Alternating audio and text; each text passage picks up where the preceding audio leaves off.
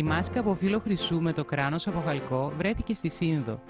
Το ιδιαίτερο σε αυτό το έβριμα, που το απογειώνει σε έμβλημα της έκθεσης Αρχαία Μακεδονία στο βασίλειο του Μεγάλου Αλεξάνδρου, είναι το απλό, καθαρό αιμονήμα που συνδέει το αντικείμενο αυτό, κλασικό των μικηναϊκών χρόνων, με το βασίλειο της Αρχαίας Μακεδονίας, 7 ολόκληρους αιώνες μετά. Ούτε η Αθηναϊκή Δημοκρατία, ούτε οι πόλεις κράτη της υπόλοιπης Ελλάδας είχαν ποτέ αυτά τα αντικείμενα. Madame Descamps, cela fait 7 ans que vous avez eu cette vision de porter les antiquités grecques dans ce musée superbe.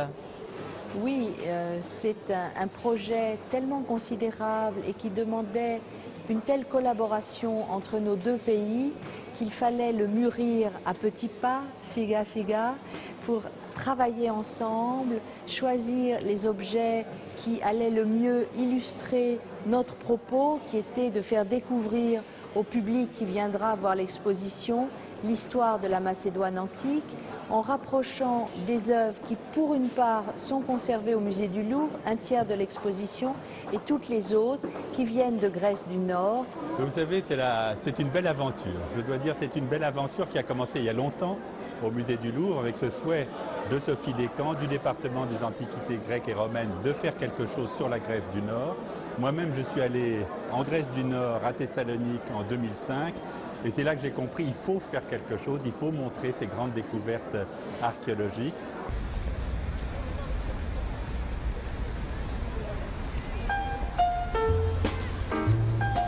Παρίσι, Οκτώβριος 2011.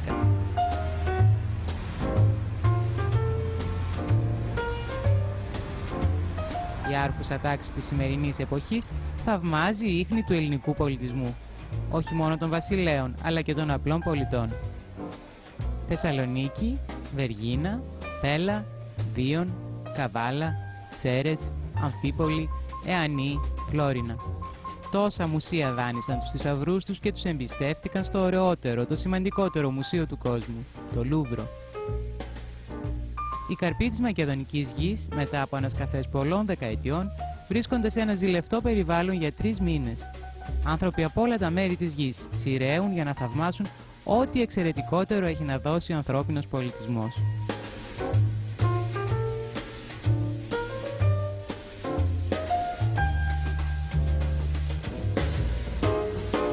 Η έκθεση αρχίζει με το αντίγραφο από το εμβληματικό μοσαϊκό της Πέλας στο κυνήγι των Λεόντων.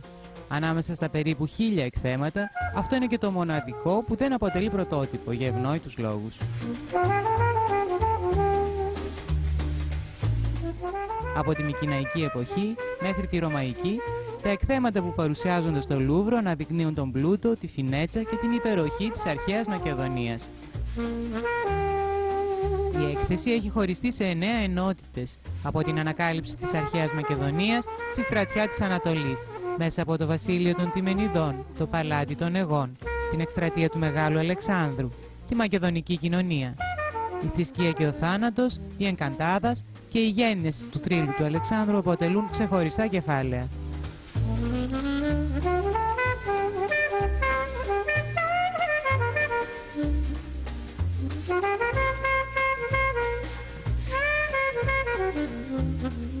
Ήδη από την εποχή του Χαλκού μέχρι και την ρωμαϊκή περίοδο, περισσότερα από 600 αντικείμενα από τα ελληνικά μουσεία και 350 από τις αποθήκες του Λούβρου ενώθηκαν για πρώτη φορά μαζί σε αυτόν τον υπέροχο χώρο. Le rôle du consulat français à Thessalonique. Alors, tous mes prédécesseurs se sont beaucoup intéressés à cette exposition, mais plus lointainement, dès le 19e siècle, et même au 18e siècle, les consuls français avaient ordre de la part de leur gouvernement de s'intéresser pour retrouver des traces de la Grèce ancienne. Certains ont fait des collections de monnaies, d'autres se sont intéressés aux statuaires, et on a retrouvé bien sûr ces magnifiques statues, les Incantada, qui ont été restaurées pour la première fois et qui arrivent à nouveau toutes blanches. Et en fait, elles ont fait à l'époque l'objet d'une lutte entre le consul anglais et le consul français pour être exposées au Louvre. Bien sûr, ce sont des choses qui ne se font plus aujourd'hui, mais on peut dire qu'elles ont quand même été soignées avec amour au Louvre. Οι μαγεμένες, στα Σεφαραδίτικα ή Ενκαντάδας, είναι 4 αμφίπλευροι πεσί, με αγάλματα εμπνευσμένα από την ελληνική μυθολογία. Βρίσκονταν στην εβραϊκή συνοικία Ρογός, στην περιοχή της Αρχαίας Αγοράς, και πάντα γοήτευαν την ελληνική κοινωνία, καθώς υπήρξαν ζωντανό κομμάτι της πόλης Θεσσαλονίκης, μέχρι το 1865, που πουλήθηκαν από τις τουρκικές αρχές στον αρχαιοπόλη Μιλιέ και μεταφέρθηκαν στη Γαλλία. Ο ρυθμός, η αρμονία και η συμμετρία βάζουν τη σφραγίδα τους στα εκθέματα που γοητεύουν τους επισκέπτες από κάθε γωνιά της γης. Για μένα είναι μια εξαιρετική μέρα, πραγματικά είναι πολύ ξεχωριστή και πολύ ιδιαίτερη που την προετοιμάζαμε πάρα πολλά χρόνια και ευτυχώς έγινε με πάρα πολύ μεγάλη επιτυχία και από πλευράς ελληνικής αλλά και από πλευράς γαλλικής. C'est toujours extraordinaire quand on a autant travaillé de voir ce point d'aboutissement et de se rendre compte que tout s'est passé dans une harmonie, une sérénité, un travail en commun, une collaboration exceptionnelle et que je crois, j'espère vraiment, mais je crois savoir et comprendre que la fascination que représentent toutes ces œuvres et leur mise en valeur va susciter l'envie de visiter l'exposition. C'est en tout cas ce que je souhaite.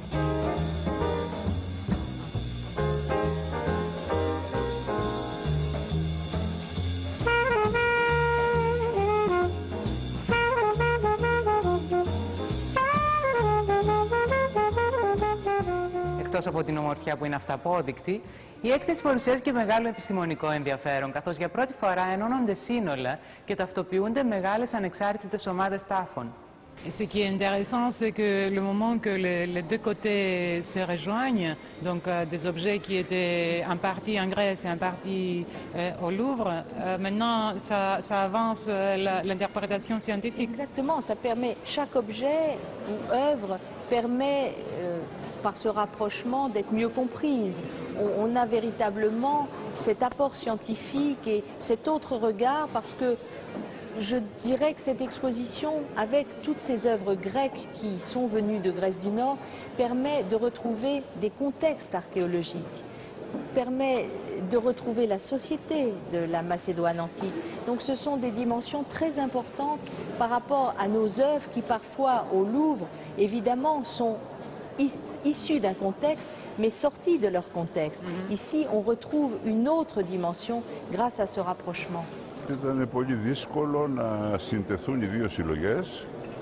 Πρέπει να σας πω παραδείγματος χάρη ότι στα υπόγεια του Λούβρου ανακάλυψαν μέσα σε αποθήκες κομμάτια από έργα που είχαν αφαιρεθεί παλιότερα και που μπορούσαν να συμπληρώσουν έργα που είχαμε εμείς στη Θεσσαλονίκη ή αντίστροφα. Είναι ένα σταθμό στην ιστορία της αρχαιολογίας αυτή η έκθεση, όχι απλώς ένα έργο προς επίδειξη. Le Louvre possède beaucoup d'antiquités de Grèce du Nord, de l'armée d'Orient qui, s'étant installée à Thessalonique, a voulu montrer que la culture grecque était très présente dans cette Grèce du Nord, même après tant d'années d'occupation turque. Donc cette exposition vient vraiment à point, puisque cela correspond en quelque sorte aussi à la redécouverte de la Grèce antique telle qu'elle était en Grèce du Nord.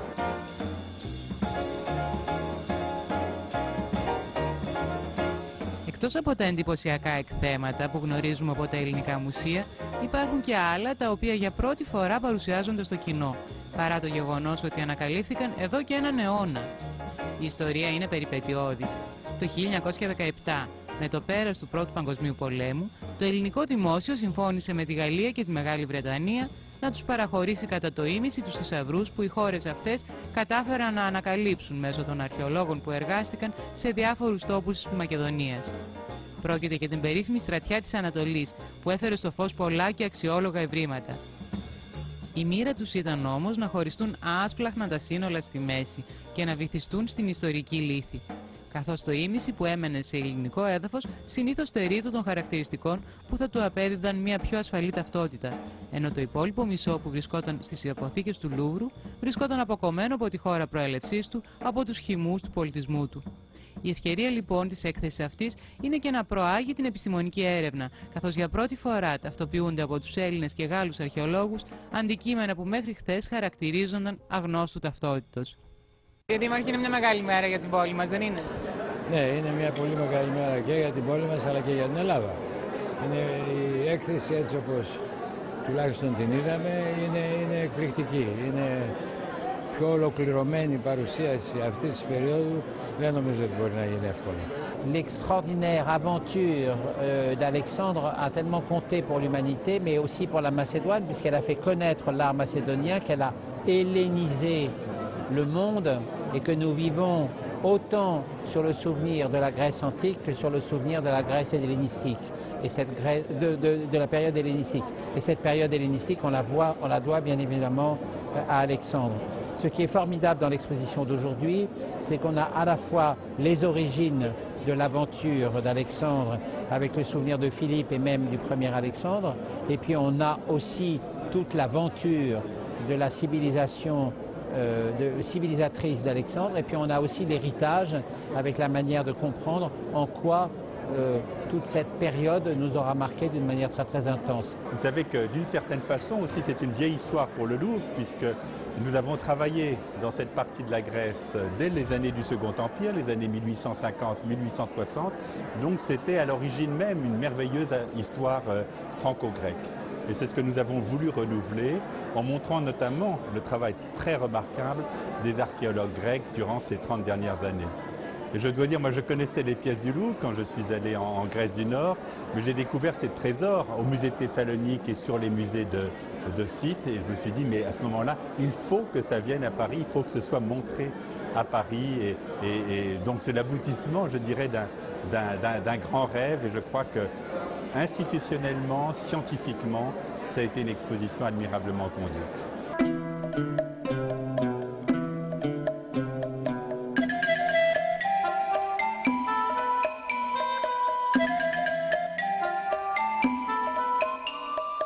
L'œuvre la plus jolie, admirée, ça ne peut être que la couronne de chêne d'or de Madame Paliadelis. Je trouve cette couronne exceptionnelle. Je pense que, évidemment, nous avons choisi de la présenter au début de l'exposition pour susciter une émotion pure, parce que c'est une œuvre exceptionnelle de virtuosité, un insigne royal, d'une légèreté fabuleuse, et également de faire comprendre au public qu'elle a été trouvée à la fin du mois d'août 2008, que donc l'archéologie de la Grèce du Nord est extrêmement proche de nous, dans le temps, c'est aujourd'hui. Alors on se rend compte que, à part les spécialistes, voilà, et que certes les spécialistes savent, mais pas le grand public, alors que les découvertes sont exceptionnelles.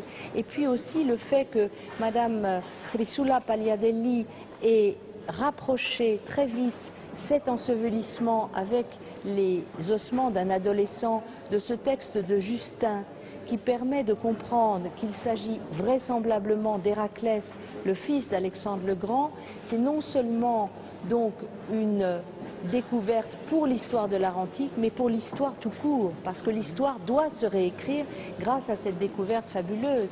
Et d'ailleurs, je salue la générosité de Madame Paliadeli qui a proposé la couronne à l'exposition, alors qu'elle vient d'être découverte et qu'elle vient d'être restaurée. C'est effectivement une présence exceptionnelle. Το Στεφάνι, με πλούσιο φύλλωμα και καρπούς βελανιδιάς, κόβει την ανάσα με την υψηλή του τέχνη. Αυτό το Στεφάνι βρέθηκε το 2008 εντελώς αναπάντεχα και απροσδόκητα εκτός του φυσικού του χώρου, δηλαδή όχι στο νεκροταφείο, αλλά στην αγορά της αρχαίας πόλης των Αιγών, της παλιάς πρωτεύουσας και βασιλικής νεκρόπολης των Αρχαίων Μακεδόνων. Όχι μόνο του, αλλά ως κομμάτι ενός μεγαλύτερου ταφικού συνόλου, που ομολογουμένως δεν το περιμέναμε να έρθει εκεί. Βρέθηκε κάτω από εντελώς ειδικές συνθήκες που μας επιτρέπουν πρώτον να χρονολογήσουμε την περίοδο που τοποθετήθηκε εκεί. Δεύτερον, να επιβεβαιώσουμε ότι δεν πρόκειται για μια προσωρινή απόκρυψη, ένα αρχαιοκαπηλικό δηλαδή έβριμα κάποιας εποχής, που το κρύψαν προσωρινά προκειμένου να το προστατεύσουν ή να το μεταφέρουν αργότερα. Τοποθετήθηκε και στο τέλος του 4ου αιώνα π.Χ., στα χρόνια της εποχής του Κασάνδρου, και ανήκει, όπως μας έδειξαν τα ανθρωπολογικά, η εξέταση των οστών, σε ένα νεαρό άνδρα λιγότερο από 17 χρόνων, σε ένα μοιράκιο δηλαδή, που κάηκε.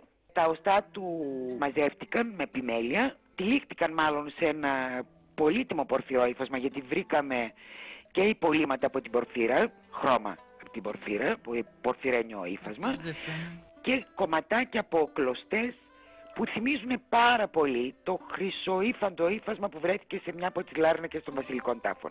L'admirable, je dirais, civilisation grecque que nous connaissons, c'est quelque chose, c'est une note nouvelle qui est apportée avec notamment ces découvertes récentes des 30 dernières années. Lorsque je vois ces couronnes d'or, moi je n'ai pas d'équivalent, je dirais, à me rappeler dans la civilisation grecque au même moment. Et là, il y a quelque chose véritablement de tout à fait inattendu, inédit en tout cas, et qui me surprend, me touche et que j'admire profondément. Υπάρχει και το στεφάνι Κισού από την Απολωνία, που προέρχεται από λαθρανασκαφή και παραδόθηκε στο Αρχαιολογικό Μουσείο Θεσσαλονίκης το 2000. 2,5 στεφάνια Κισού υπάρχουν όλα και όλα σε όλο τον κόσμο, εκ των οποίων τα 2, ακέραια, βρίσκονται στο Μουσείο της Θεσσαλονίκης και το μισό σε ιδιωτική συλλογή στη Νέα Υόρκη. Είναι τόσο σπάνια γιατί προφανώς ανήκαν σε ιερέα του Διονύσου. Αυτό το φθινόπωρο το Παρίσι έχει άρωμα ελληνικό και η καρδιά της Ελλάδας μπορεί να πει κανείς ότι χτυπάει στο Λούβρο. Είναι πολύ συγκινητικό σε μια δύσκολη στιγμή για την Ελλάδα, σε μια πολύ δύσκολη στιγμή για τη χώρα, να υπάρχουν πράγματα τα οποία να την ανεβάζουν στην κοινή ευρωπαϊκή συνείδηση. Τη στιγμή δηλαδή που γίνεται μια συζήτηση όπου η Ελλάδα φαίνεται να είναι το μαύρο πρόβατο, όπου τα πάντα ερμηνεύονται με όρους οικονομικούς, η απάντηση της Ελλάδας, η απάντηση της Μακεδονίας είναι μέσα από τον πολιτισμό της. Και νομίζω ότι ο πολιτισμός μας και όχι το παρελθόν μας, ο πολιτισμός που φέρουμε λόγω του παρελθόντος μας, η παράδοσή μας, οι τέχνες μας, είναι το κυριότερο εξαγώγημο προϊόν. Αυτό που πάντα είχε η Ελλάδα να δείξει ήταν ο πολιτισμός της, ήταν τα γράμματα, ήταν οι τέχνες της, ήταν η παιδεία. Το καλό πρόσωπο της Ελλάδας είναι εδώ και με έχει συγκινήσει πάρα πολύ. Ήταν καιρός αυτά τα δύσκολα χρόνια που περνάει η χώρα μας, η ταυτότητά μας, να τους δείξουμε χωρίς να ζητοκραυγάζουμε και να κάνουμε ιστορίες, να τους δείξουμε ότι ο ελληνισμός και η Ελλάδα ακόμα αντιστέκονται. Και μπορεί να περάσουν άλλα 2.000 χρόνια, άλλα 5.000 χρόνια και θα είναι ακόμα εκεί. Κάτι άγγιξαν αυτοί οι άνθρωποι και εμείς ως επίγονοι, ως απόγονοι, σήμερα είμαστε και μάρτυρες και το μοιραζόμαστε στον δυτικό κόσμο.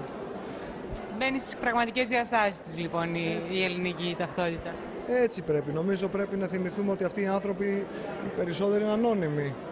Αλλά τα χέρια τους, το όραμά τους, η γενεοδορία τους την ώρα που έκαναν ένα γλυπτό ή ένα χρυσαφικό δεν είχε να κάνει με τα γήινα τα δικά μας. Ήθελαν να αγγίξουν το τέλειο, την τελειότητα αυτή.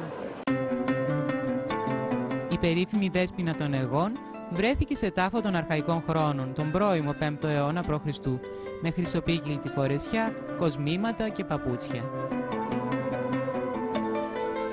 Il y a eu ce travail en commun considérable, mais qui a été rendu possible parce qu'il y a eu en Grèce du Nord, Polyxénie, Adam Veleni, Liliana Chilara et puis Maria Lelimbaki Akamati.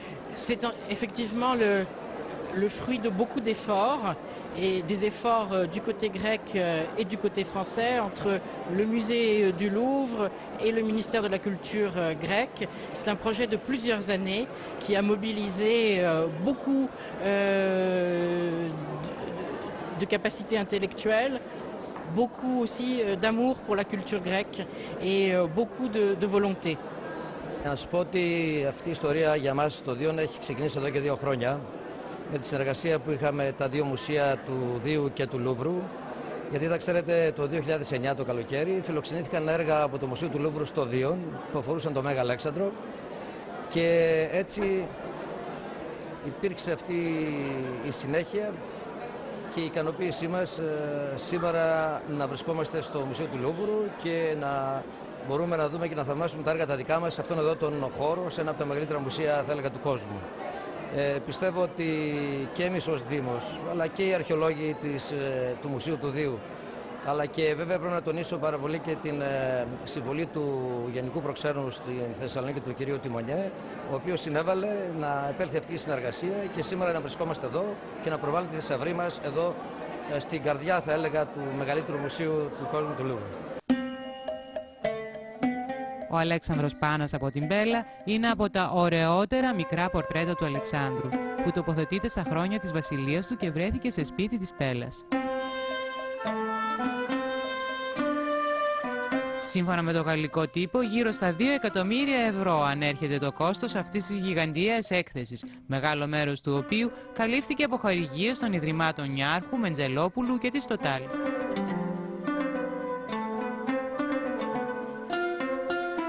Ce que je sais, c'est qu'il y a eu un gros investissement du Louvre, d'abord en termes de restauration des œuvres qui étaient conservées au Louvre, et puis une exposition, c'est toujours quelque chose de cher parce qu'il faut gérer les espaces, faire venir les œuvres, et puis il y a eu tout le catalogue aussi.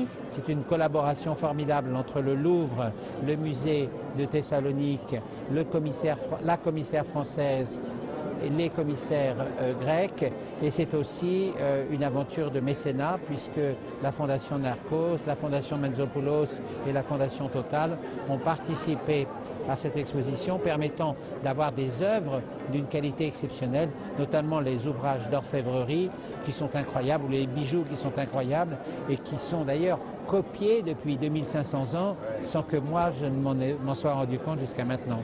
Un service du Louvre est dédié au mécénat, recherche de mécénat, et plusieurs des mécènes d'ailleurs sont des mécènes grecs.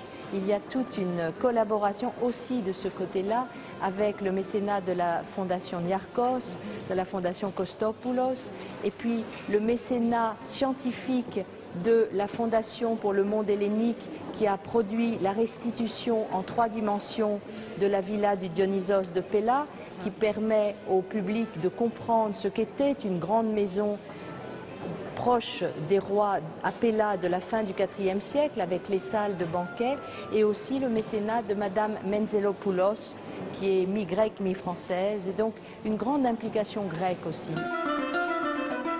Οι ασπίδες, με τον ήλιο στο κέντρο τους, έχουν ελλειπτικές τροχιές που περιγράφουν το πλανητικό σύστημα. Η έκθεση επιτελεί και εθνικό έργο, με τον υπιότερο των τρόπων. Νομίζω ότι είναι η καλύτερη εξωτερική πολιτική που μπορούσε να έχει κάνει η χώρα μας αυτή. Μέσα στην καρδιά της Γαλλίας, στο μεγαλύτερο μουσείο του κόσμου, στο Λούβρο, να υπάρχει ένα ντεπαρτεμάν, να υπάρχει ένα τμήμα του μουσείου, το οποίο να επιδεικνύει τον αρχαίο ελληνικό πολιτισμό και ειδικά τον πολιτισμό της Μακεδονίας, που είναι αρκετά παρεξηγημένος με τα γνωστά προβλήματα τα οποία είχαν ανακύψει ιστορικά κτλ. Η περίπτωση είναι εξαιρετικά γελία, δηλαδή δεν μπορεί να αποδείξει ότι δεν είναι ελέφαντας. Οι Σκοπιανοί για κάποιο λόγο, μόνο αυτοί ξέρουν, και εγώ το έχω πει αυτό και σε συνεντεύξεις σε Σκοπιά, απορώ πως ένας λαός ο οποίος έχει σλάβικη καταγωγή και έχει μια πολύ μεγάλη ιστορία στην περιοχή, πως αρνούνται την ιστορία τους και σφετερίζονται μια ιστορία ενός άλλου λαού που δεν κολλάει. Μην ξεχνάμε το ότι οι Σλάβοι ήρθαν στην περιοχή μετά τον 6ο μετά Χριστό αιώνα. Ο Μεγαλέξανδρος έζησε τον 3ο π.Χ. αιώνα, λοιπόν μιλάμε για 1000 χρόνια διαφορά. Αυτό είναι πραγματικά απίστευτο αυτό που κάνουν και λίγος πολύ ο κόσμος έχει αντιληφθεί όλη αυτή την ιστορία. Ειδικά τώρα με αυτά τα τις τελευταίες γελιότητες που κάνουν, αυτό το τεράστιο κιτσάγαλμα του Μεγαλέξανδρου που στήσε στην πλατεία κλπ. Αυτά αργά ή γρήγορα θα εμφανιστούν. Εμείς δεν έχουμε να κάνουμε τίποτα, δεν έχουμε να αποδείξουμε τίποτα εμείς. Εμείς είμαστε αυτό που είμαστε. Η έκθεση αυτή είναι όχι περίτρανη απόδειξη, δεν γίνεται για να αποδειχθεί η ελληνικότητα. Γίνεται για να αποδειχθεί, για να εμφανιστεί η ιστορία της περιοχής.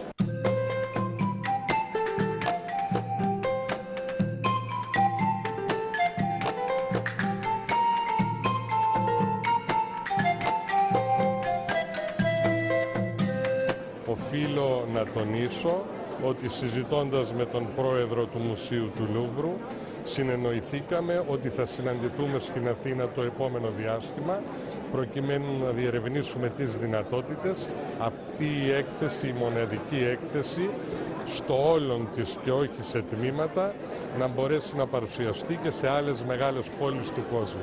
Θα μπορέσει να κάνει το γύρο του κόσμου, να πάει Νέα Υόρκη, να πάει Βερολίνο, να πάει σε πρωτεύουσες του κόσμου που να βοηθάει ουσιαστικά τον τουρισμό αυτό. Αυτή η έκθεση βοηθάει πάρα πολύ τον τουρισμό. Και μην ξεχνάμε το ότι η Ελλάδα, η αρχαία Ελλάδα, είναι γνωστή σε όλο τον κόσμο από την Ακρόπολη ή από τις Μυκήνες. Αυτή η περιοχή της Ελλάδας δεν ήταν ποτέ. Μην ξεχνάμε επίσης ότι η Μακεδονία δεν είναι τουριστικός προορισμός, ακόμα τουλάχιστον. Τώρα αρχίζουμε και το ανακαλύπτουμε. Il faut souligner aussi l'engagement que vous avez eu avec tout le monde de la presse française pour les accueillir en Grèce. Voilà, alors nous avons essayé de transformer cette opération en une opération de promotion de la Grèce du Nord, car il y a trop peu de touristes français qui sont en Grèce du Nord. Et avec le Louvre, avec l'Office du tourisme grec, nous avons organisé des voyages de presse. Σήμερα ανοίξαμε τις πύλες της αρχαίας Μακεδονίας σε όλους τους Γάλλους και τους επισκέπτες εδώ στο Παρίσι και το Λούβρο. Από αύριο με τις παράλληλες εκδηλώσεις που οργανώνει η Περιφέρεια Κεντρικής Μακεδονίας μαζί με τα επιμελητήρια, ανοίγουμε τις πύλες στη σύγχρονη Μακεδονία και ζητούμε από τους επισκέπτες να γνωρίσουν όχι μόνο την ιστορία και τον πολιτισμό, αλλά και ό,τι σύγχρονο έχει να προσφέρει η Μακεδονία, καθώς επίσης και να προωθήσουμε έτσι τις σχέσεις τις εμπορικές, τις επιχειρηματικές, αλλά και να αυξήσουμε το ρεύμα το ήδη αυξημένο του τουρισμού μπρος στη σύγχρονη πια Μακεδονία.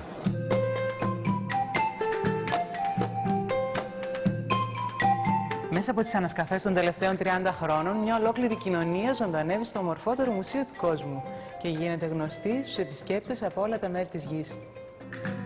Αμφορείς, κοσμήματα, χρηστικά αντικείμενα, όπλα αλλά και χτένες, ξύφη αλλά και αμφορείς για κρασί και λάδι, κουζινικά αλλά και κομψά ειδόλια, παιχνίδια αλλά και περικνημίδες, όλα λάμπουν σαν μικρή προβολής μέσα στις άψογες βιτρίνες του Λούβρου. Είμαι πολύ συγκινημένος, θα σας πω γιατί. Γιατί είναι μια καταπληκτική έκθεση καταρχήν και ύστερα γιατί πέφτει σε μια στιγμή πολύ καλή. Για την Ελλάδα μιλάνε μόνο για αρνητικά αυτή τη στιγμή, για τα χρέη κτλ. Και με αυτή την έκθεση βλέπουμε ότι δείχνουμε στον κόσμο ότι υπάρχει και άλλο πράγμα στην Ελλάδα. Και άλλα πράγματα και πράγματα ουσιαστικά. Είμαι πολύ συγκινημένος. Και η κατακτητική ψυχή του Έλληνα. Η ψυχή του Έλληνα δεν χάνεται ποτέ, είναι πάντα εδώ και η πηγή μας για όλα είναι από αυτές τις εκθέσεις. Αυτά και αυτά που τα ξέρουμε. Ελπίζω ότι αυτά να μας βοηθήσουν να αλλάξουμε πολύ επίσης, για να γίνουμε καλύτεροι από ό,τι είμαστε από χρόνια τώρα μεταξύ μας. Η Μακεδονία και ο Μεγαλέξανδρος σήμερα στέκονται όρθιοι μέσα στην καρδιά του Λούβρου. Είμαι πολύ περήφανος και πολύ συγκινημένος. Είμαι πολύ περήφανος που είμαι Έλληνας σήμερα και που βρίσκομαι στο Παρίσι σε αυτή την έκθεση. Και νομίζω ότι περήφανοι είναι και όλοι οι Έλληνες και ειδικότερα οι Μακεδόνες και οι Θεσσαλονικοί σήμερα. Είναι μια ιδιαίτερη μέρα για μας. Είναι ενδεικτικό ότι κατά τις ημέρες που το μουσείο λειτουργεί ως τις 10 το βράδυ, ακόμη και 7.000 άτομα επισκέπτονται αυτή την πτέρυγα του Λούβρου. Η αναμονή φτάνει τις 2,5 ώρες. Να σημειώσω ότι είναι μια εξαιρετική συνεργασία με το Λούβρο. Πήγαν όλα κατευχήν. Νομίζω ότι η έκθεση πήρε και παίρνει τις καλύτερες κριτικές, ότι πραγματικά η ελληνική παρουσία στο Λούβρο σήμερα είναι exceptionnel που θα λέγανε και οι Γάλλοι. Dites-nous quelque chose en grec alors. Ήταν και είναι ακόμη μια πάρα πολύ καλή περιπέτεια. Je vous remercie beaucoup. Σας ευχαριστώ πάρα πολύ για την βοήθεια σας.